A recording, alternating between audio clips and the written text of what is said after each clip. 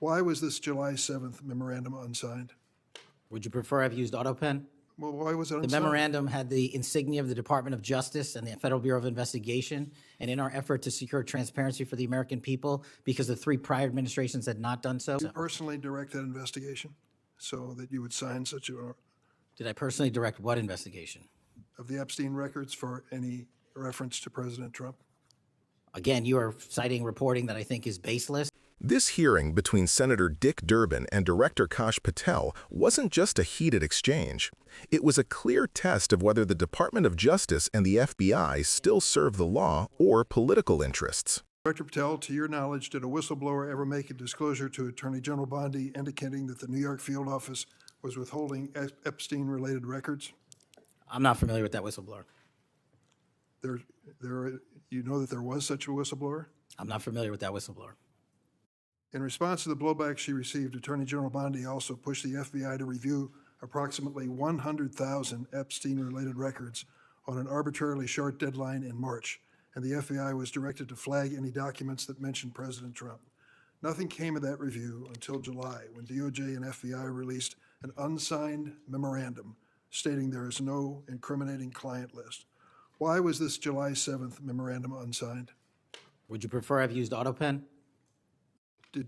Well, why was it unsigned? The memorandum had the insignia of the Department of Justice and the Federal Bureau of Investigation. And in our effort to secure transparency for the American people, because the three prior administrations had not done so, we conducted an exhaustive search of everything related to the Epstein cases, and we produced what was legally and permissibly able to be produced to Congress and the American public. So and there's a congressional subpoena, and we're continuing to do Did so. you personally direct that investigation so that you would sign such a, Did I personally direct what investigation? of the Epstein records for any reference to President Trump? Again, you are citing reporting that I think is baseless. We conducted an investigation of the Epstein case files pursuant to the direction of the President of the administration to provide all credible information, and we are working with Congress pursuant to a congressional subpoena to turn over all the documents we can. All individuals. Who at DOJ and FBI was responsible for its drafting and conclusions? Many individuals at the Department of Justice and the FBI are There was responsible. no lead person? The Attorney General leads the Department of Justice, and I lead the FBI. So the Attorney General was responsible for that?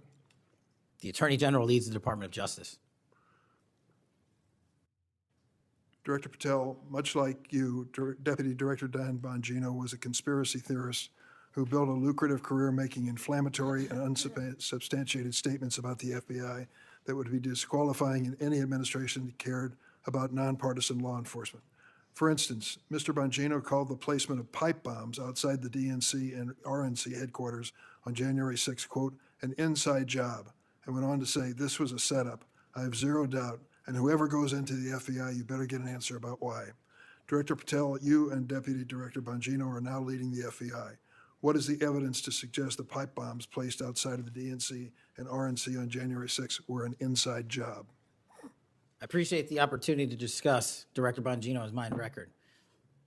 So many on this committee and the media jettison our 31 years of public service. Can you answer the question, sir? I'm answering the question. You're questioning the integrity of the Deputy Director of the FBI and mine. And I'm going to answer the question. The pipe bomb investigation is ongoing, and I'm not going to discuss the details of the pipe bomb investigation. Mr. Bongino was a Secret Service agent for 15 years, a police officer for 5. I served this country in multiple administrations for 16 years. We were also private citizens, and we are now back in government service. And what we have the ability to do is set aside our personal beliefs to deliver the mission of justice for this country, and we're doing it day in and day out. And I find it disgusting that everyone and anyone would jettison our 31 years of combined experience that is now at the helm of the FBI, delivering historic results at historic speeds for the American people.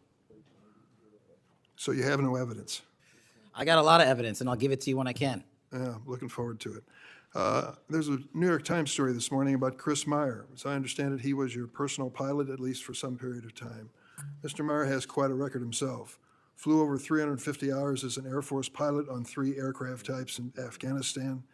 Mr. Jardina, another former FBI agent, a 1999 graduate of U.S. Naval Academy, commanded 100 Marines in combat during the 2003 invasion of Iraq, participated in several firefights, followed up with 2011 deployment as reservist to Afghanistan, where he interrogated senior Taliban officials.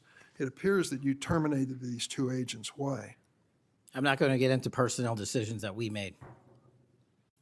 So you're not accountable for your decisions to take people who've served our country so admirably and terminate them without any cause? That's a one-sided story. Anyone that has been terminated from the tell FBI, generally your side speaking, of the story. failed to meet the needs of the FBI and uphold their constitutional duties. And you providing a one-sided story from your perch is absolutely disgraceful, because the men and women of the FBI deserve better. And your attack on the current leadership of the men and women of the FBI is equally disgraceful, because now you're attacking the leaders that are our brave SACs in the field who are doing the job that this country needs. It's disgraceful. And we will continue to do it. Excuse me, it's disgraceful when Mr. Meyer and Mr. Giardina, who served our country so well, are terminated apparently because of the rants of a broadcaster. That is your opinion. It is not a fact. Well, it's certainly my opinion. I can back up with fact. Let me ask you to explain the situation in Baltimore, if you will. Did you read the story about the termination of the project in Baltimore? Which story? 764 Group. Sorry. Which story? 764 Group. The Baltimore agents were investigating. Are you familiar with that? No, sir. Well, I'm not going to go into detail. It would take too long to do it.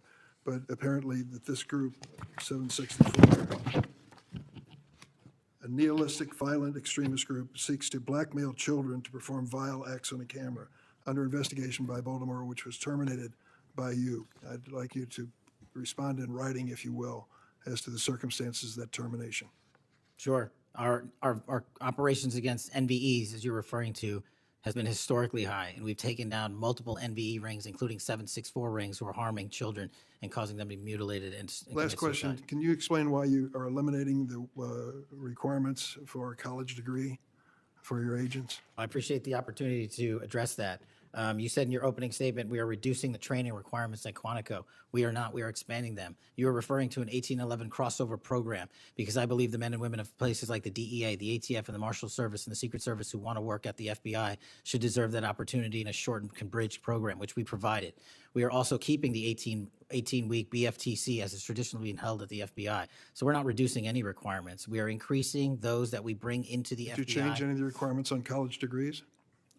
We are allowing police officers who have served for a number of years to come into the FBI who did not obtain the requisite college degree to apply to be federal agents, because we feel they have the street-level experience we need to conduct this mission. I yield, Mr. Chairman. Senator Durbin wasn't performing for the cameras.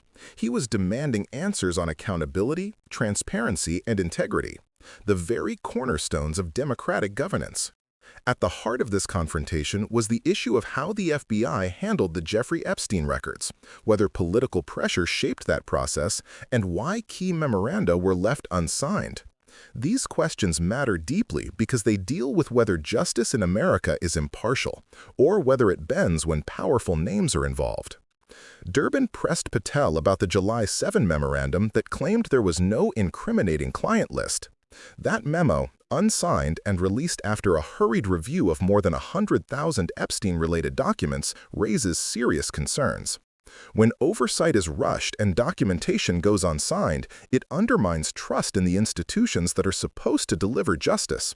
Transparency isn't optional, it's a duty. Durbin made that point sharply, asking whether an auto pen would have been preferable to an unsigned document. It was more than sarcasm, it was a statement about accountability. Another major point of contention was the allegation that the FBI had been directed to flag any Epstein records mentioning Donald Trump. If true, that would represent a dangerous politicization of investigative work. Durbin's questions weren't about protecting one side or attacking another.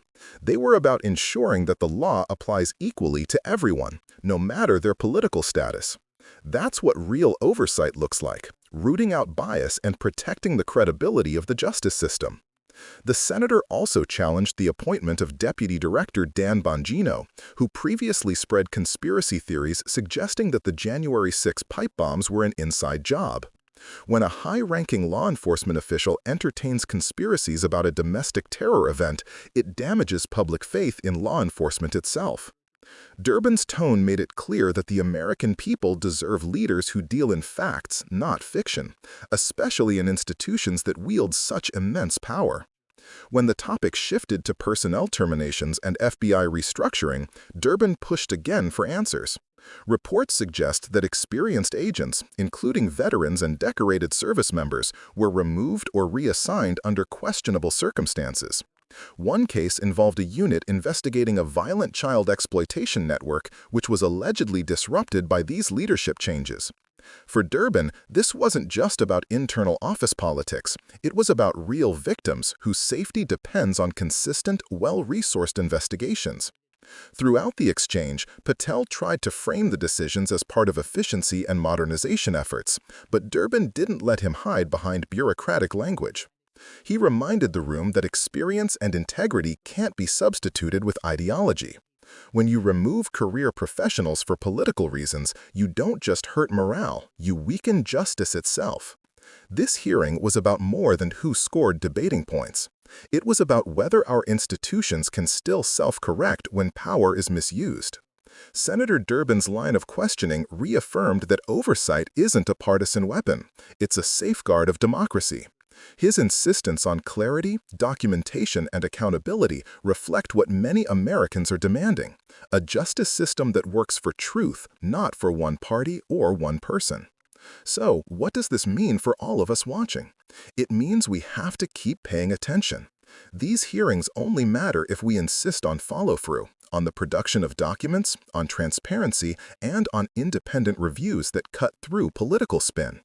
It means supporting leaders who believe in facts, not those who treat oversight as an inconvenience. And it means remembering that every decision made in these rooms affects real people, victims waiting for justice, agents doing their jobs honorably, and citizens relying on institutions they can trust. Democracy doesn't protect itself. It takes engagement, accountability, and persistence from all of us. So, stay informed, demand answers, and support those like Senator Durbin who still believe that public service means serving the public, not political power.